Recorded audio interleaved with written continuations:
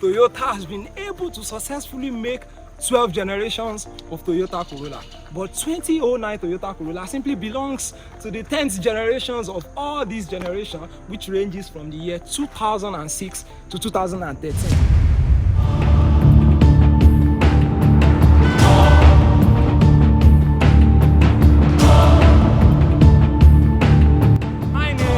Mzord, and this is Mzord Auto Republic.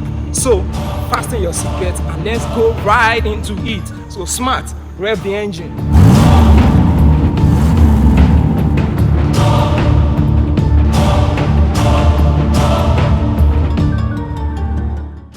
And when was the first car invented? Actually, the first car was presented on the 10th of October 2006, and that was in Japan. But you know, the US need to get their own. So come 31st of October 2007, the US got their own presented at the SEMA Auto Show in Las Vegas. Yes, so the sedan only got to America except for hatchback versions of the Toyota Corolla, which we know now as the popular Toyota Matrix. Yes, it is the hatchback version of the Toyota Corolla simply because they have the same engine, they have the same transmission, and in fact you can change the suspension into each other. But that aside, the Toyota Corolla comes in 5 trim levels. Yes, it has the classic edition, which we know as the C, the luxury edition, which we have here at my back, and we have the sport edition, we have the XLE, which is the executive luxury edition, and we also have the XRS, which is the extreme rally sport. Yes, those are the 5 trim levels of what Toyota Corolla we have. So I just want you to stay with me as I get you to know everything you need to know. Probably you want to buy this 2009 Toyota Corolla, or you have it already. So let's go. So now, first of all, we are going to talk about the body. Look at this. I really love the, when this car shows at first, you have a nice look of it. Let's start from the headlamp. It looks very nice, and this is very fantastic. And let's go to the grille. You see, it has a very nice grille. Look at this. It's 1 in a million, like 1 in 1,000. And this actually started with this generation. This kind of grille. The normal ones you see are the black ones with all those stripes, but this is very spectacular about this, and I think this is when they started with this type of grille. And also, let's go to the suspension. You see, the front wheel uses the McPherson's type of suspension for the front, and I think they use the stabilizer and torsion beam for the back one. But this really stands very firm when you take it. I'm telling you that. Of course, the ground clearance is not that much, but still, you see, 5.8 inches. It is still not bad actually. But you can raise it with your tire, probably if you have a change of tire, or if you change your suspension. Of course, I told you that this Corolla, the hatchback version of it, is the Toyota Matrix. So if you change the Matrix suspension to this, you can still have a little glare clearance. That's just a little. And okay, now the weight of this car is actually very interesting. It is not that heavy. I think it has 3,880 pounds, and that's not too much. Yes, of course, for its type of car, for its sedan class, that's just how it happens. And this is a sedan 4-door type, and the EPA rated it as a compact car. That is, it is not big, so it's small and not that too big for you. Okay, about the braking system. Now, this car has an ABS. ABS work in relation with the disc brake which we have at the front, but the rear of it has a drum brake.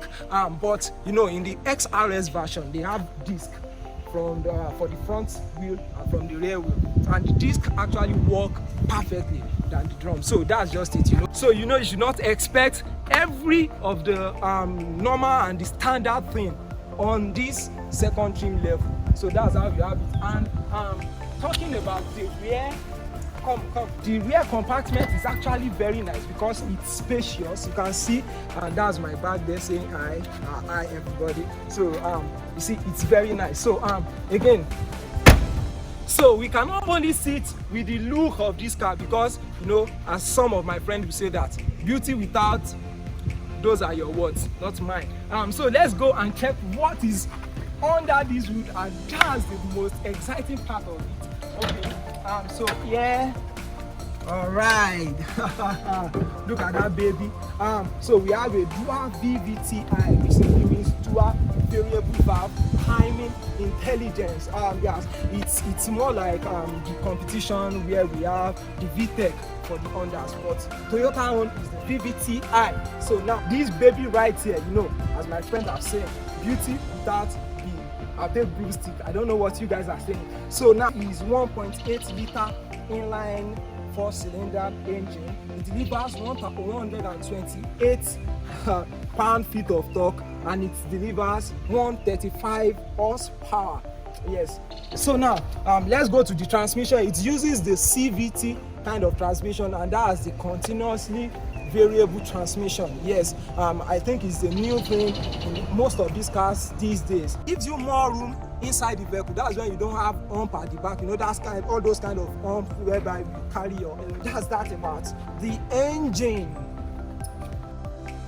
After having all the things we've heard about the exterior Aroma, so let's go inside. You see, that's where the pulse of the pulse, that's where you know the pulse of the pulse. Actually, this is the second trim, and I've mentioned the other time, is the second trim level of the 5 trims, which is the luxury edition. Yes, this is the 2009 Toyota Camry LE. So see, this is actually a cool interior for the kind of money you are going to use to buy this kind of car. Of course, you have the normal plastic, and you have plastic up here also, which is not the leather, because you know the sun of Nigeria always melts the leathers of this kind of car. So now we have a cool interior, you know. The steering, this is a compact car, so it's very hard for me to even enter. You see my leg, and this is the topmost level for the steering, so I have to squivel my leg inside, and there's no much room. That's something I don't like about compact cars, but anyways, it is what you get for the money which you are using to buy it. So the instrument cluster is actually very nice. So of course you don't have much graphics in here. You just have your speedometer, you have your RPM meter, and you have your fuel level for your fuel gauge, and you also have your temperature gauge. So also now we have the infotainment system.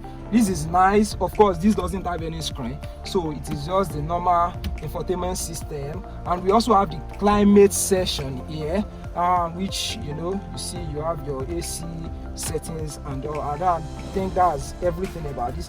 We have the aux slot here, where you can plug in your playout cable with your phone and just enjoy yourself on the ride. And also, there's something important, there's something significant about this. It has a cruise control. Wow, very nice. You see, you have your cruise control here, whereby probably you're on the highway, you can just set it, and you set a distance between you and the vehicle coming. So you take off your leg from the accelerator, and you are fine with it, and you just keep going and going, and you enjoy yourself.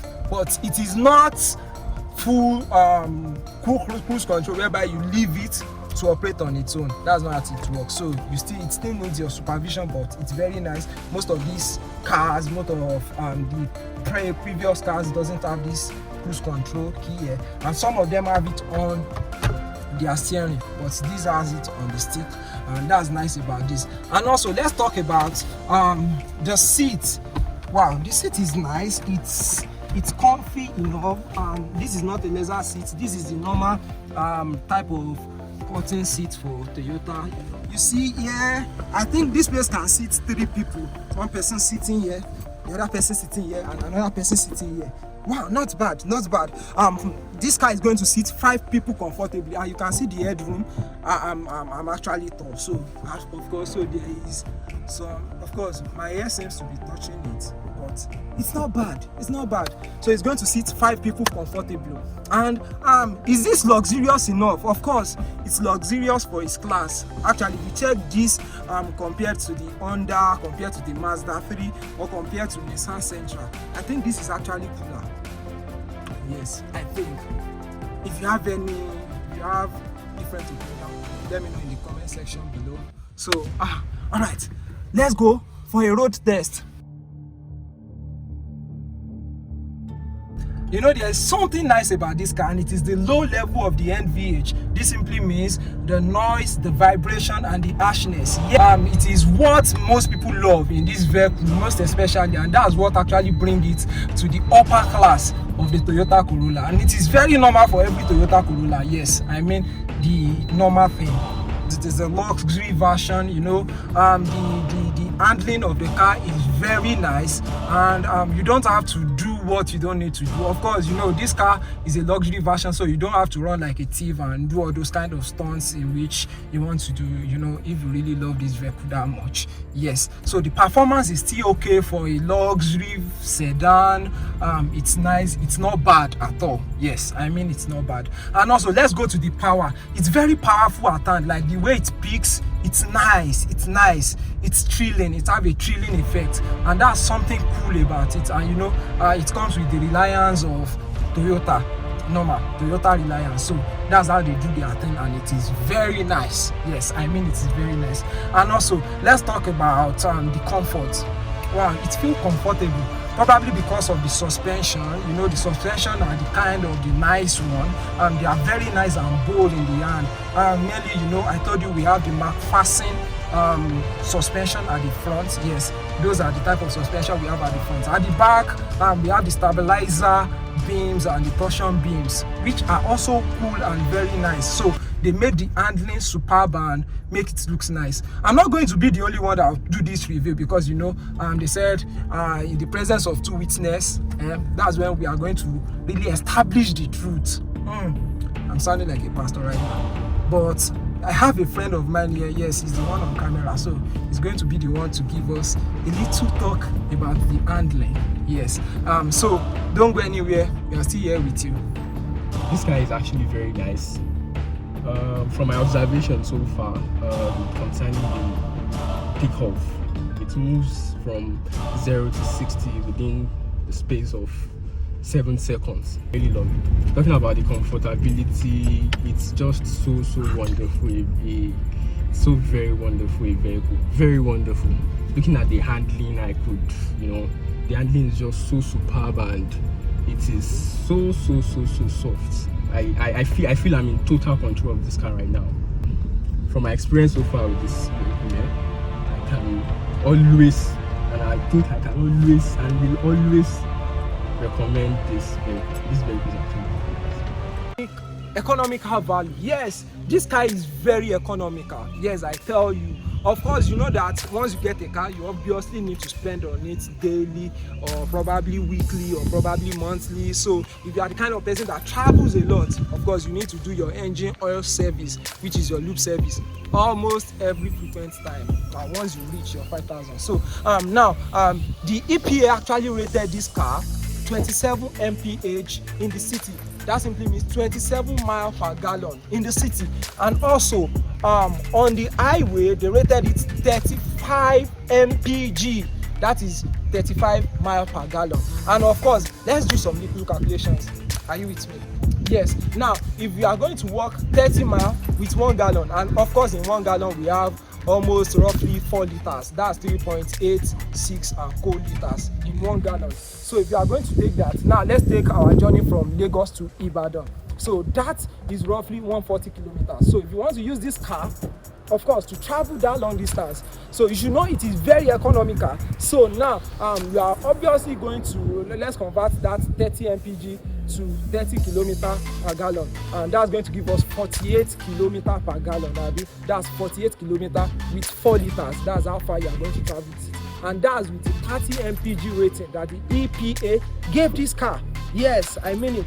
And so if you are going to have that, then 140 divided by 48 kilometers, that's going to give you roughly 2.961111 blah blah blah, and 111 goes on and on and on and on and on and on and on.